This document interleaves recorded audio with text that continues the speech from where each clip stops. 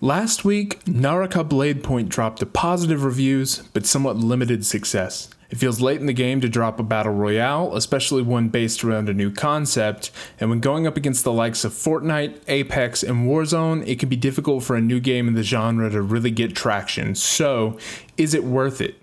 Let's dig into it.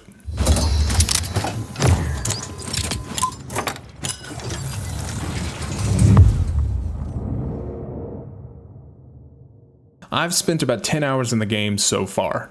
As a longtime casual fan of Battle Royales, I thought that it looked interesting enough to at least give it a shot, and there are some things that have really caught my attention.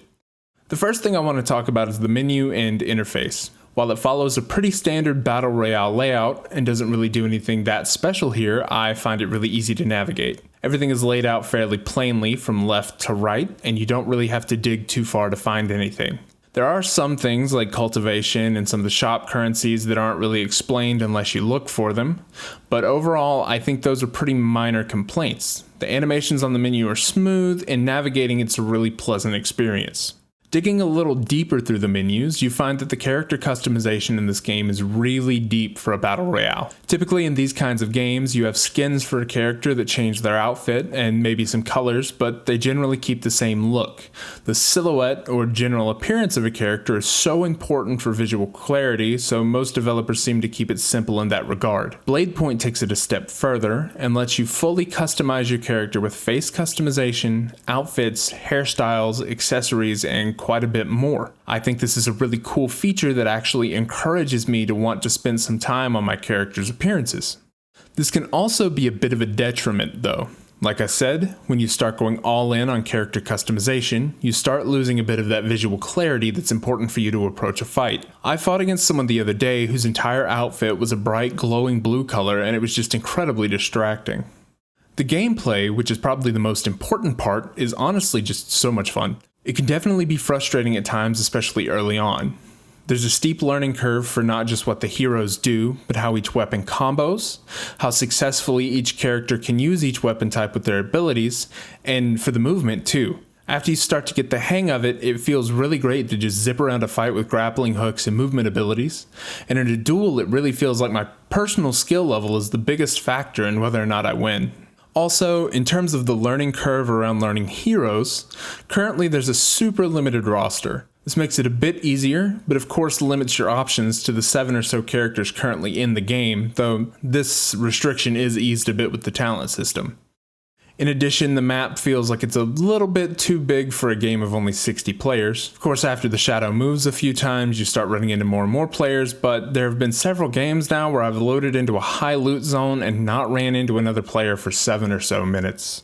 The last thing I want to talk about is probably one of the more controversial topics around this kind of game, and that's the microtransactions. As far as I can tell, pretty much all of the microtransactions in this game are cosmetic, and the game is pretty generous in terms of how much stuff you earn just through playing.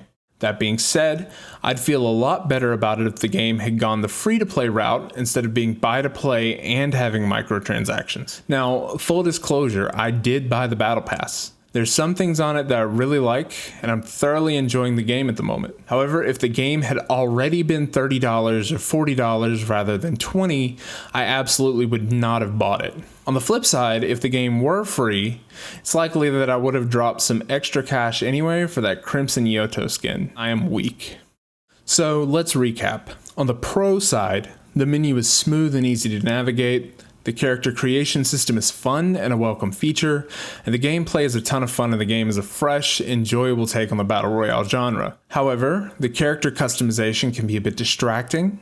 The roster is small at the moment and the map feels a bit large for the game size of 60 people. The skill floor is high and presents a bit of a barrier to entry for new players. And the buy-to-play in combination with microtransactions is a real turnoff for a lot of people. Overall, I'm enjoying the game, at least in the short term. I don't know that it has the staying power of Fortnite or Apex because it's not currently getting the foothold it needs to really take off. But if you're a fan of Battle Royales and you don't mind the $20 USD price tag, I think the game is worth it to dump some time into either with friends or on your own. What do you think? Have you jumped into Naraka BLADEPOINT yet? Leave a comment down below and let me know what you think of the game.